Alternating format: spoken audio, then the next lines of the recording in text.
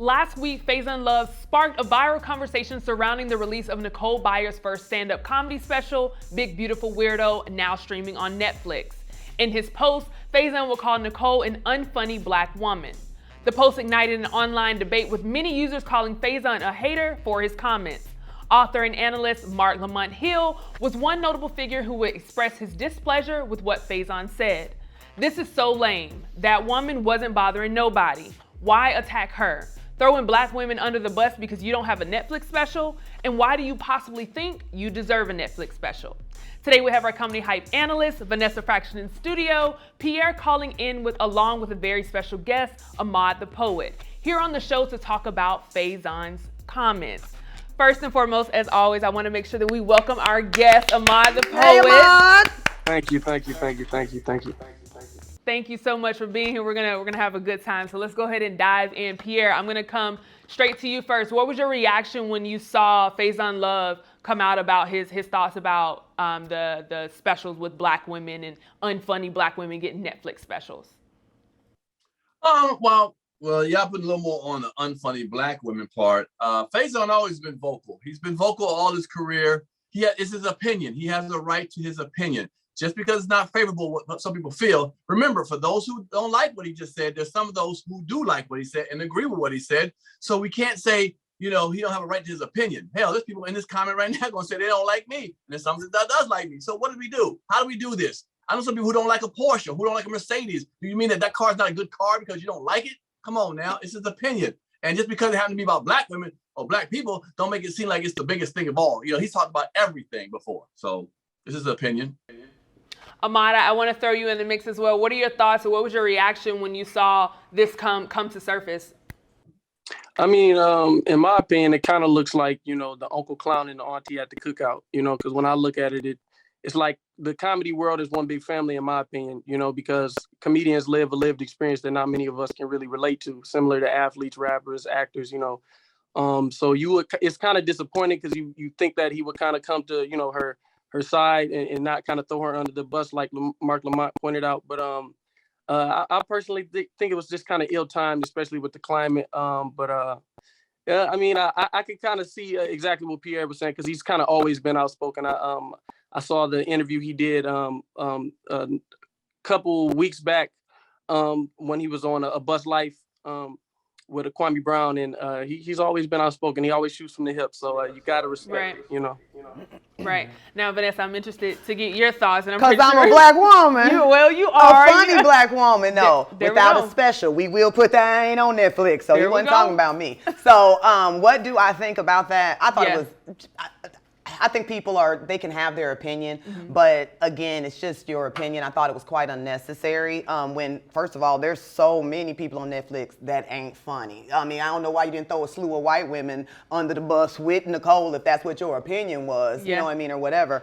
As the gentlemen were saying, he's entitled to it, but I just don't think that it helps anything. And again, I don't know why you particularly singled her out. You know what I mean? So I was... I guess just disappointed or whatever, and then you're just gonna throw in unfunny black women just all over the thing. I know plenty of black women that are on Netflix. Well, excuse me, I'm not even saying that correctly. I don't know of plenty of black women on Netflix that are funny because there's barely any black women on Netflix. So for you to do that, it's just not helping the cause, especially as Ahmad said, like in the climate that we're in, we're just now getting our opportunity. Nicole is seasoned. She's been on several shows. I believe she was nominated for an Emmy or something like that, and she deserves her chance to put out her comedy. If you don't like it, turn it off, my brother. Right. You know what I mean? Because as in the comments, there's plenty of people don't fuck with you. Now, speaking of the comments, there were some people amongst Lamont who had some things to say. One user said he's only talking smack because all the other comedians he used to act with or be around didn't put him on.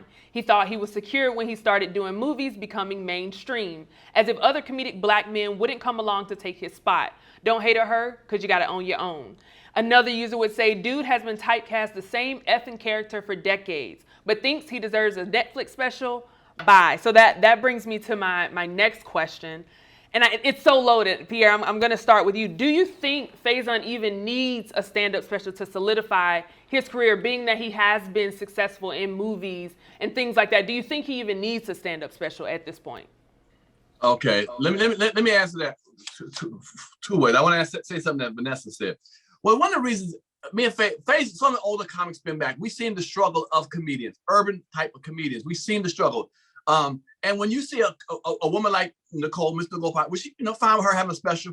If we start seeing those type of women only getting specials, that kind of cater to white men and white people, then he is upset because there's not a Lunel on there for a special. I don't know why she don't have one. Okay, Vanessa Fraction, some more urban-based comedians. If Nicole gets one and they're like, oh, it's fabulous, everything's great, they're gonna give another Nicole type and another Nicole type. Then the urban ones, the cookies and all those ones that we know that are funny as hell, they're not gonna get it. They're not gonna get it because they say, okay, well, y'all like this. And that's one of the reasons I think Faizon was barking to say, hey, man, there are other type of comedians that are funny as hell in the streets, baby, or a little more edgy that you're not giving a chance to. All right, enough of that. Saying Faizon needs a special, well, Faizon has a hell of a career, man. I mean, I had him on my show, Pierre's Panic Room, my podcast, Pierre's Panic Room, and he indicated he had 70 movies he's done, 70. I was like, wow, brother, you don't need no one else. We all know who Faizon is. Now, I think it'd be nice if he got a special or someone as a level got a special, but does he need one? No, Faizon don't need a special. Vanessa, I'll bring that same question to you. Do you think he even needs a special at this point to solidify his success? It would be nice, but do you think he needs it to solidify his success? No, we're sitting here talking about Faizon right now. Right. Not to solidify, but everybody loves a check, man. Everybody loves a check, and everybody wants an opportunity to tell their story. So, Pierre, I appreciate you saying something that I didn't necessarily have the courage to say. I thought about it earlier this morning, but that is true. I don't find many women that I relate to, that are getting specials, you know what I mean, that really talk about my experience. So I look forward to my opportunity to really tell the experience in a different way that doesn't necessarily cater to anyone but myself. I do understand what he's saying when, certain people get specials and all of a sudden it's very white centric or very, I date white men, I do this, or I'm half white, or whatever the situation is, and not really claiming your identity, or what have you. So does he need a special? I mean, everybody want to have fun on stage, so I'm not going to, cut him out, but he can also create his own special. There's way more outlets than Netflix. We don't have to keep concentrating on Netflix. There's other outlets that are giving a bigger check. You know what I mean? So, I don't know if I answered that. But no, I think you did. I definitely think you did. Now, I'd love to get your opinion on that as well. Like, one, do you think he even needs a special, but would you want to see him, in a special, being that we have seen him in so many movies and been so successful? I mean, I tend to agree with Pierre. I mean, he has social currency. If he's walking through the mall, he's out in public, people are going to recognize him. He's Big Worm, he has social currency. So people know him. He's done a ton of movies.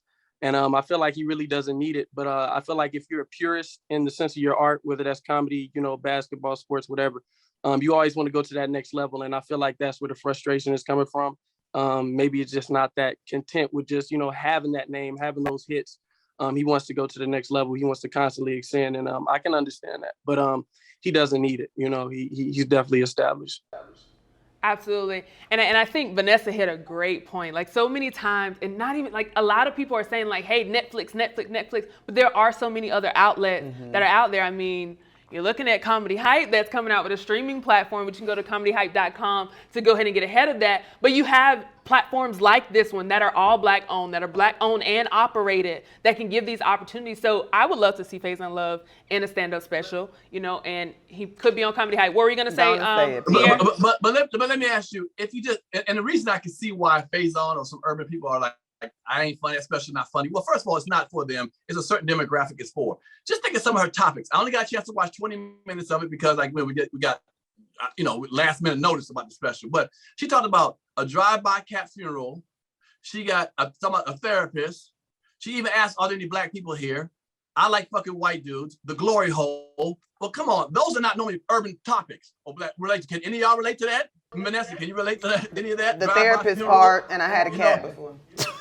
Huh? No, I understand exactly what you're saying, especially when you start getting a little further down the line. Like that's not even a Black female up there doing jokes. I know people in the comments won't say, we Black people, we do all kind of shit. I get it, but more urban based that we connect to from someone who's connected to the hood in some facet. and some who aren't. And I think that's where the frustration is. Like, okay, this is a Black female up there, but she's not talking about anything that Black people normally relate to. I know in the comments, y'all relate to all the shit. I get it. But the normal Black folk that we normally talk about, we don't talk about that kind of stuff normally. You know what I'm saying? And I think this is a great opportunity for other platforms to step up to give those type of comedians a voice. Like, create those specials. Like you said, there are other platforms that are giving out more money than Netflix. So I understand that. I just want us to stray with, like, Netflix isn't the only one handing out specials or giving out specials or, ways to put your special on the map, if you will. And there's many reasons why people get them as well, including your management and your agency, and they may have other people that are on deck that they say, hey, you hooking this one up, go on, give my other client a special, or what have you. Now, before we head out, I do want to make sure we touch on Ahmad. Thank you again for being a guest today. We're so appreciative for you stopping by. Now, I do want to give you the opportunity to tell us a little bit about you and the things that you do have coming on, because I do know you have your own podcast as well. So could you tell us a little bit about that? Pretty much what I do is just motivational speaking. That's kind of my field. But I'm one half of the Breaking the Machine podcast, and that's kind of what I devote most of my time to. And it's just basically just breaking social stigmas. It's a lot about mental health and just, being comfortable, being yourself, and trying to change the narrative, because we all know it's a narrative from the communities that we come from. So it's just like being comfortable, doing it your way, whether that's the college route, being a comedian, going into sports, whatever, just being comfortable with being yourself. So Breaking the Machine, that's kind of my movement. And then how can everybody keep in contact with you and follow your show and things like that? They can follow us on Instagram at Byer the Machine, or just catch us on YouTube at Breaking the Machine Podcast. I'm on Instagram at _ Ahmad the Poet. But yeah, that's just the movement. But we just on all platforms, Apple Podcasts, Spotify, and all that good stuff. Awesome. Now I'm gonna throw a quick one at you really quick. Now, in this conversation, essentially some people will look at it as Nicole is being bullied online, and we hear about people being bullied online a lot. And being that you are a motivational speaker, what would you say to someone like Nicole or others that may be, experiencing that or experiencing criticism online? What's some advice that you would probably give to someone like Nicole? I would just say you have to you got to know who's really in your corner and who helped you really establish what you're doing. I don't know Faizon's relationship with her, or if he was there when she was shooting in the gym per se, but she knows who was there, and the people who are on their journey, they know who was there with them the whole journey. So I think those are the opinions that really matter. So you really just got to stick to the people that's always in your corner. And you really can't let that outside noise get you. In the age of social media, it's kind of sad that we can't keep a lot of this stuff in-house behind closed doors, because social media is kind of like the boogeyman. It kind of opens all doors, and all opinions will be said. Yeah.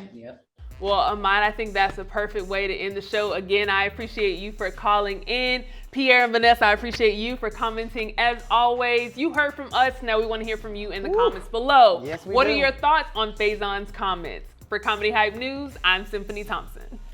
Put it in the comments. This one in the comments. Ahmad, the poet. Ahmad the Poet. With courage.